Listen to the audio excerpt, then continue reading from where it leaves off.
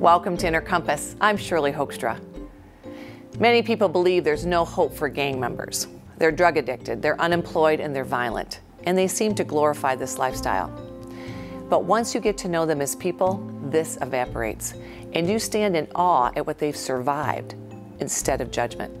Our guest today tells us what this transformation is like firsthand. Join us on Inner Compass. From the campus of Calvin College, this is Inner Compass, exploring how people use faith and ethics to guide them through critical issues of today.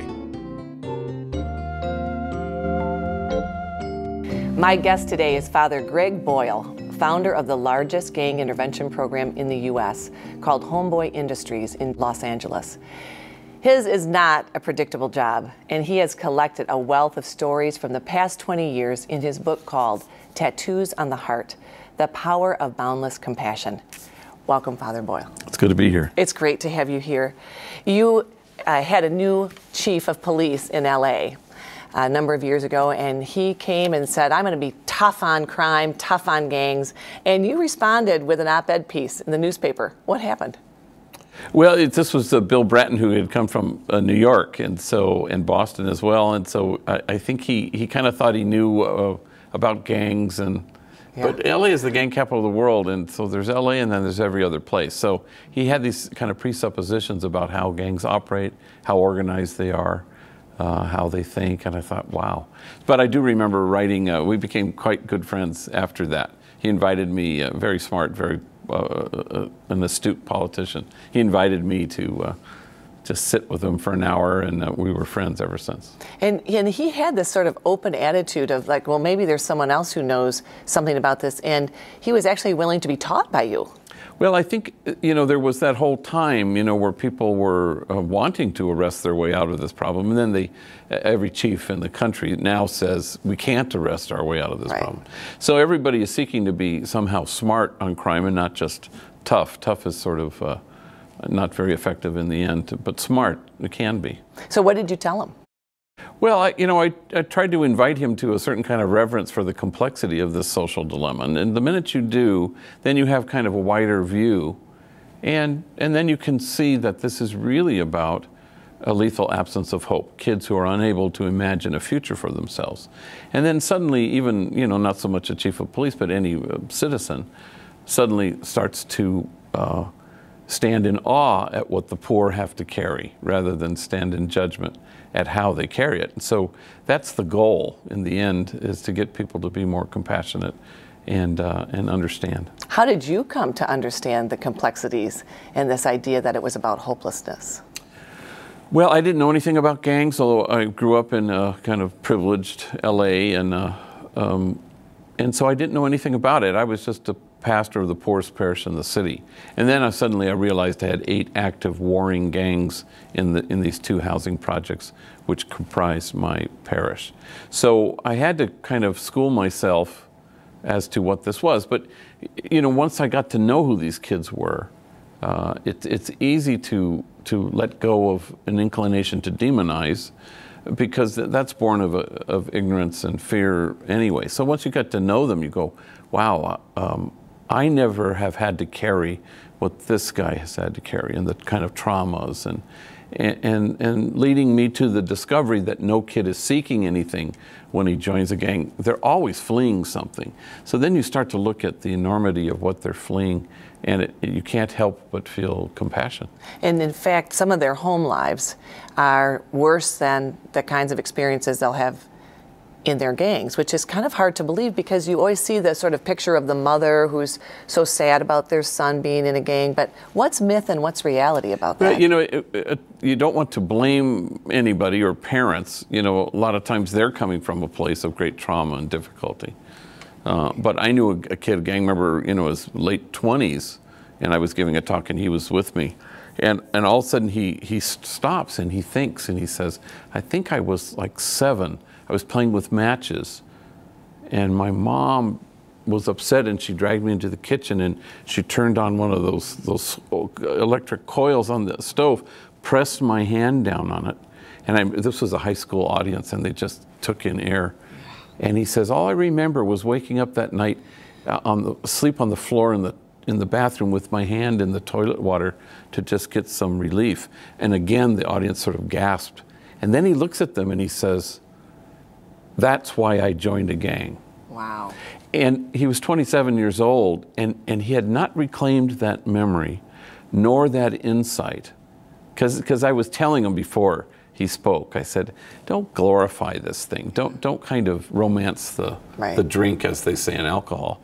You know, talk about the stuff that you were fleeing. Every gang member was fleeing something, because no hopeful kid ever joins a gang. And so all of a sudden he connected to this memory he had not retrieved in all those years. Where are the fathers in the families of gang members?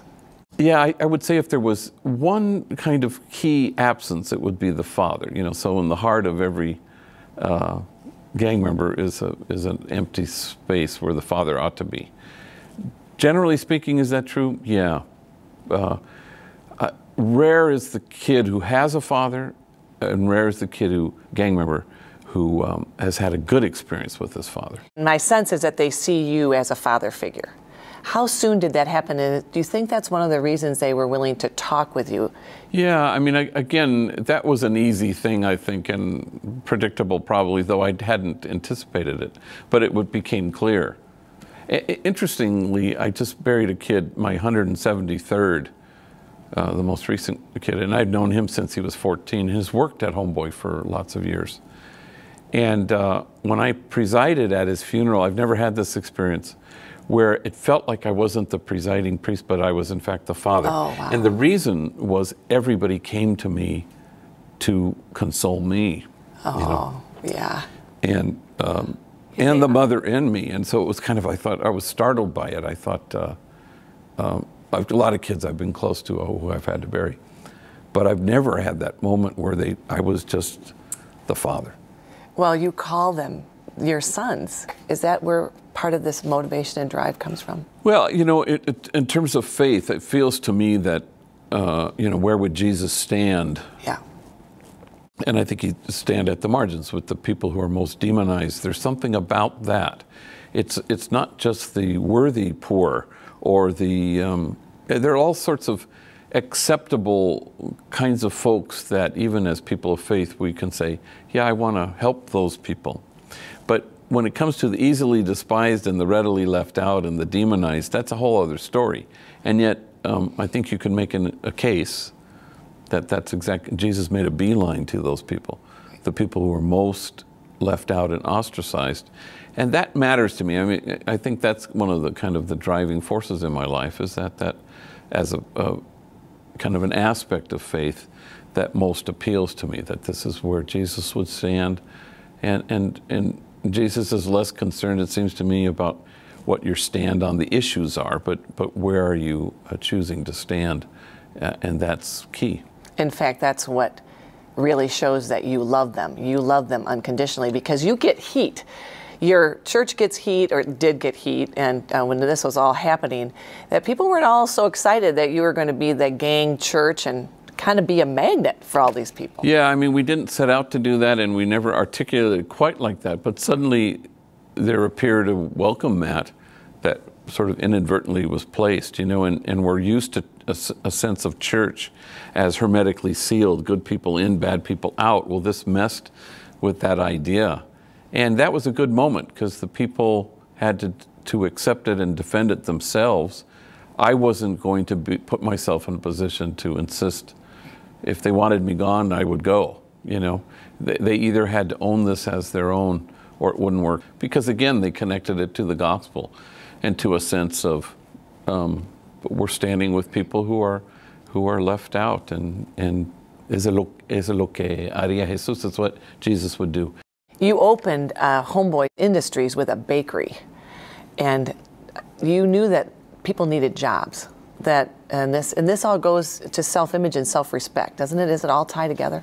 Well, we initially tried to find jobs in the private sector and try to find felony-friendly employers, which was not so forthcoming. Easy. And then we couldn't wait. The demand was too great. And there was an abandoned bakery across the street from the church where a guy had an 80-year-old building. He'd been there 35 years. So he came to me, he says, it's for sale. And I thought, huh. And then I met a movie producer, and he bought it for me. So then we were off and running. Because we thought, if no one will hire them, then why don't we create our own enterprises? And that's sort of how that happened. Right. But to your question about, how you feel about it, it's work is dignifying. And all work is dignifying, really. It gives you a reason to get up in the morning and a reason not to gangbang the night before, and that's kind of an essential ingredient here. You talk about, though, you can propose that they should go to work and get a job and change their life, but something has to happen inside of them to want to make that choice. Yeah, I'm in my early dumb years. I used to kind of try to do it for them. Oh. And you just can't do it. And so I learned that lesson fairly early on, that no amount of me wanting that guy to have a life is the same as him wanting to have one. So I can help him get a life, I just can't give him the desire to want to have one. So that's why Homeboy Industries now requires your presence. You have to walk through the door. It's not for those who need help, it's only for those who want it. And that's key, but that's also like recovery. Any 12-step program, you can't force somebody to deal with their addiction. So when they make that choice to go out of the gang, maybe other gang members aren't so happy about that. And do they risk their lives in making this choice at all? I think that's one of the common myths, that's the case. 95% of all gang members want what the folks at Homeboy Industries have, which is, a second chance, and they want their moms to be proud and their kids not to be ashamed. So that's a human thing. So 5% of gang members aren't so much interested in what we offer because they're severely damaged and perhaps, in fact, mentally ill. So they might create, tension or pressure if you run into them at the mall. But everybody else will just kind of say, yeah, I'm not ready yet. It's like a heroin addict who's using and sees somebody who's in recovery. You don't begrudge that person the fact that they've gotten healthy. You may not be ready to walk towards the same light, but you don't hate this person because they've gotten there. And that's more akin to the way it is, I think. And what's sort of interesting about when they work at Homeboy Industries is that they have to work side by side. So these gangs, right, who had some kind of social construct about being opposed to each other, now all of a sudden, how does that work?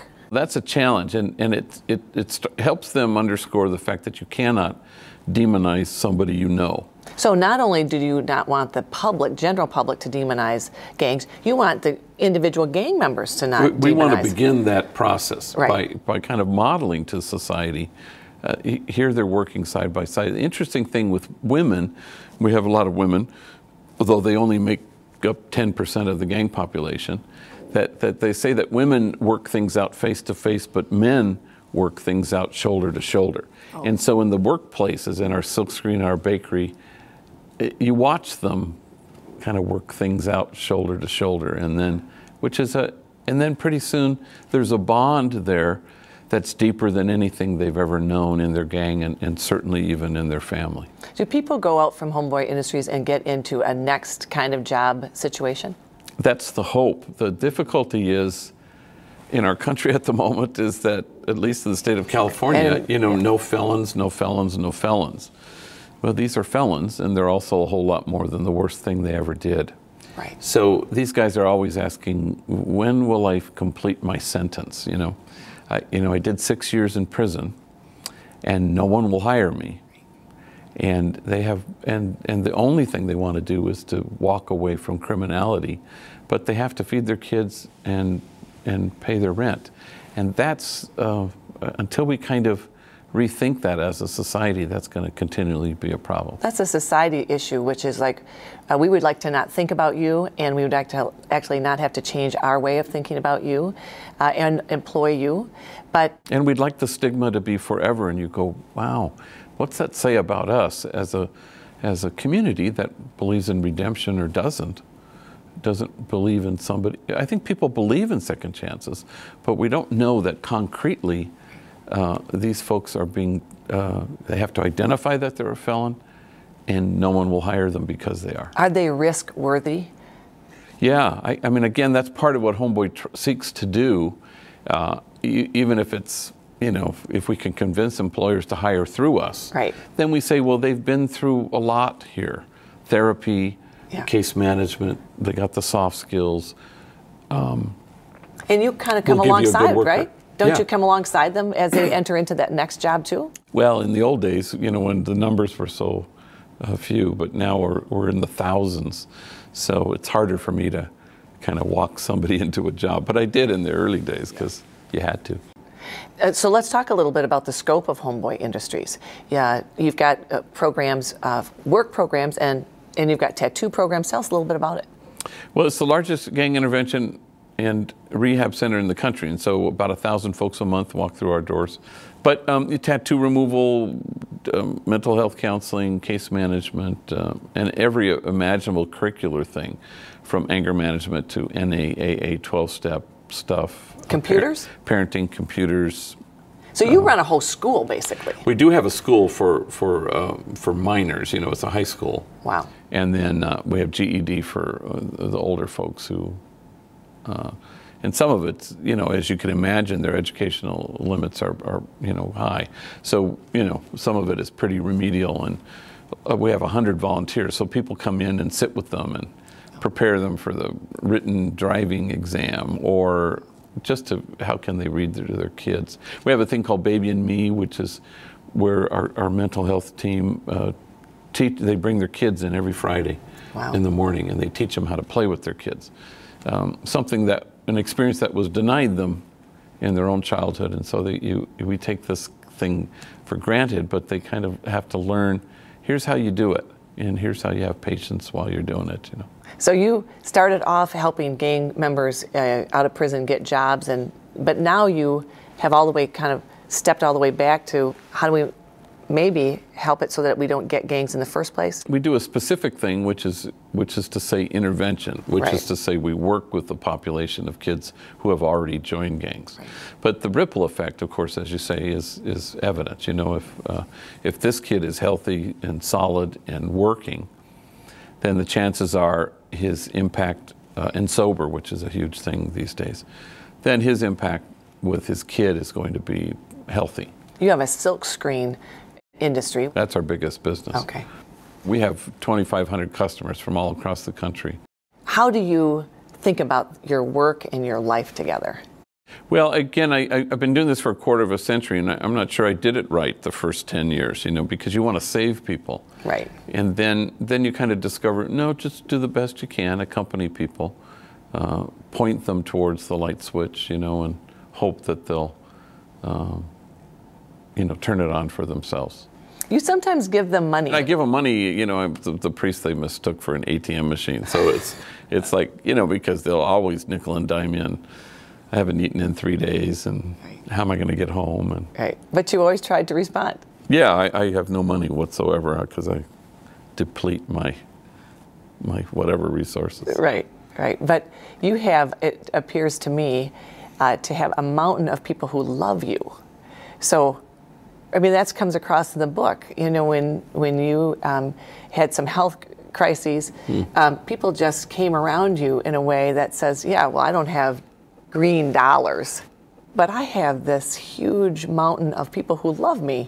Yeah, that was an extra. I wouldn't trade that time for as much discomfort as there was in chemotherapy and all that stuff. Right. But I mean, it just they circle the wagons and they come in and they come out of the woodwork, and these are folks who are in the most up against stressful, terrible kinds of situations, and yet they're able to extend themselves to you. You know, I always say, I'm the most selfish person I know, because I know that's where the joy is. And so, working with the poor. Working with the poor. Yeah, right. And so and plus there's a kind of lot of engagement. I mean, it's heartbreaking and hilarious all in the same hour.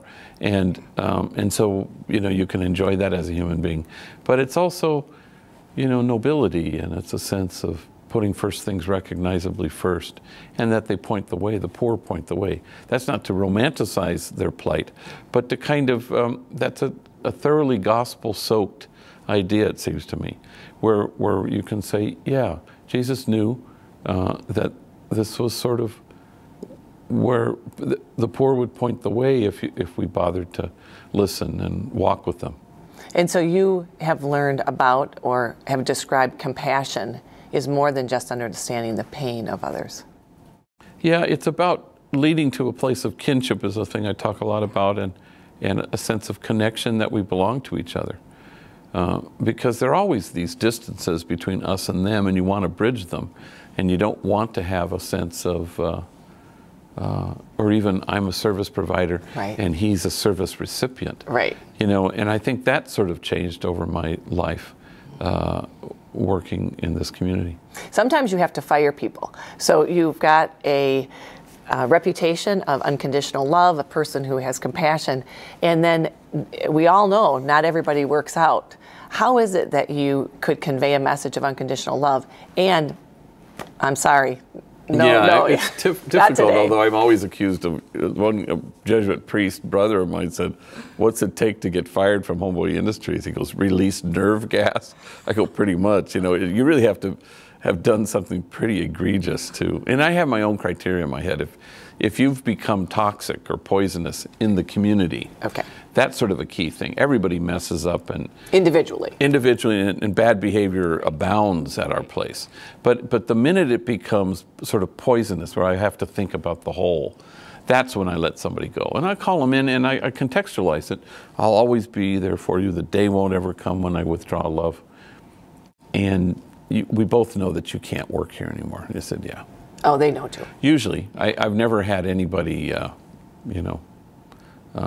although times are tough, and so sometimes you get too large and you have to kind of reduce the work roster, and that's tough because where are they going to go? You tell these gang members that God made them exactly as they are, that God loves them exactly as they are. Well, the truth I tell them is that you are exactly what God had in mind when God made you, because part of the thing is to discover that you are, right, rather than yearning to become something that you're not. And once they discover that they are exactly what God had in mind, then they become that truth, and then they inhabit that truth. And that's the most powerful right, thing in the world. Right, nothing can right, touch that. Right. And resilience is born truly from knowing that truth. A lot of times they will connect things that we will acknowledge are kind of antisocial to concepts of courage and manhood and nobility and trustworthiness, and you go, well, let's rethink that, and that's important, especially in this modern era of the gun, for example.